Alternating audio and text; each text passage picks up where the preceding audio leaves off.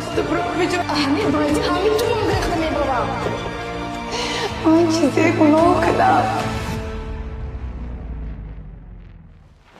Я тебе помогу, Михримах. Буду часто приезжать. Нет, госпожа, не надо. Не приезжай. Азir Что это значит? Связывает только выглядеть. اصابچه Нет, я не желаю. من ندارم خفه نمیشم یکی التماس یک تقدم میدم تا آخرش بشکنید даруйте Сейчас, наоборот, объединиться нужно держаться друг друга. И они объединяются. بید کسرید شمی مبارک شود بچه خانه های ریموند کردید گلیم های نو کرپچه های نو پرده های پیروزه ها پردای ویروزه شناختید کسرید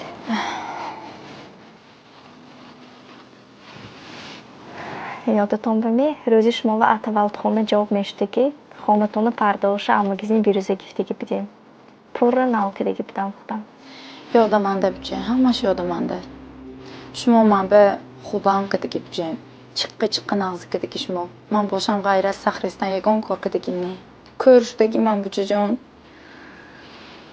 من با پیش با خود پیش شما با اومدم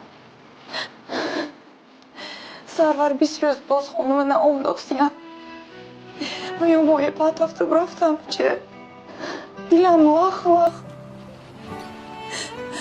حالت من ندانید بهتر خیر کجا رفت پیشی دیگر زنبه رفتن برم برومدن البته خیزن کیم به در کار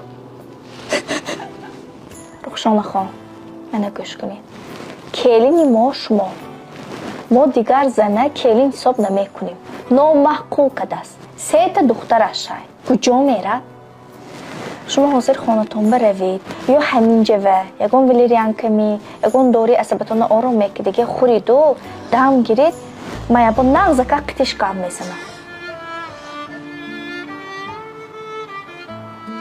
منو میبخشید آگنوهم بذارید بسیار من شمایم قاه کشاندم اما قدم بگیم کدام